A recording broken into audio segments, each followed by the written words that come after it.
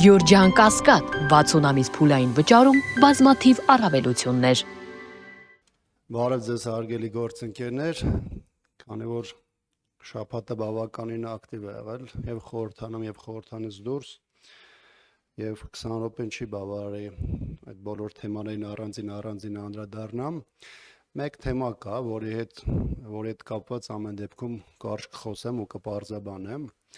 Հաշվի առնելով նաև, որ դրա հետ կապված մեր բազմաթիվ գործընկերներ են դրա հետ կապված դիմում։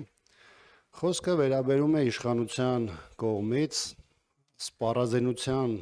այդ մոդելների կամ նմուշների այցերին գնալու այդ հանգամանքից։ Տարբեր պաշտոնյաներ, այդ թվում պաշտպանության նախարարը, դրա մասին եւ հրապարակային, եւ նաեւ ոչ հրապարակային դիմել է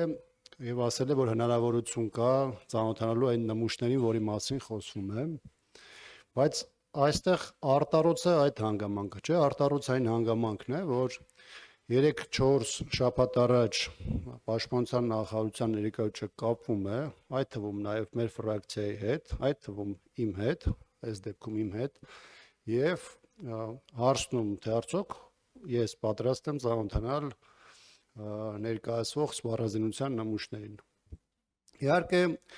ես ներկայացնում եմ իմ մոտեցումները, այդ թվում նաև հիշեցնում, որ 6 ամիս շարունակ պաշտպանության նախարարությունը կամ այս դեպքում իշխանությունը արգելում է նաև իմ մուտքը առաջնագից եւ ասում եմ այն մոտեցումները, որի պայմաններում մենք դրան կգնանք։ Դրա շուրջ տեղի ունենում ըստ էության փոխադարձ ըմբռնում եւ որոշում ենք, որ սրա հետ կապված կոնկրետ օր, ժամկետ կդրվի եւ կայացել եմ։ Ես խոսում եմ իմ մասին, խոսում եմ մեր ֆրակցիայի մասին։ Բայց ի հեճուկս այդ փոխըմբռնման իշխանության տարբեր ներկայացուցիչներ հրապարակային, այդ թվում խորհրդանի ամբիոնից հայտարարում են, որ մենք խուսափում ենք ընդդիմությունը հավաքական առումով խուսափում է գնալու ծանոթանալու այդ նմուշներին, որովհետև դրանից հետո իրենք ասելիք չեն ունենա եւ այլն եւ այլն։ Քանի որ դրա մասին նաեւ իմ անունն է հնչել խորհրդանի ամբիոնից, որ Աբրահամյան Տերյանը ամեն օր խոսում է բանակից եւ այլն, բայց ինքը հաստատ չի գնա, որովհետեւ իրանց պետք չի եւ այլն, ես նաեւ հարկ համարեցի դրա մասին այստեղ խոսելու։ Լավ կլինի, որ իշխանության տարբեր ներկայացուցիչներ կամ իրենց պաշտպանության նախարարի հետ խոսեն եւ ապա տեղեկատվություն ազգային ժողովի ամբիոնից չտարածեն։ Երկրորդը այն ինչ որ Աբրահամյան Տերյանը խոսում է զինված ուժերի մասին, դրա հետ կապված դրված են փաստեր,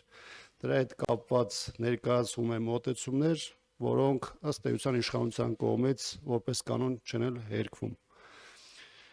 Եթե սրա հետ կապված նաև եւ զինված ուժերի հետ կապված նաև այլ մանրամասներ հետաքրքրի, նաև սիրով պատրաստ եմ արձագանքելու։ Բայց բոլոր այն հայտարարությունները, որոնք հնչել են, թե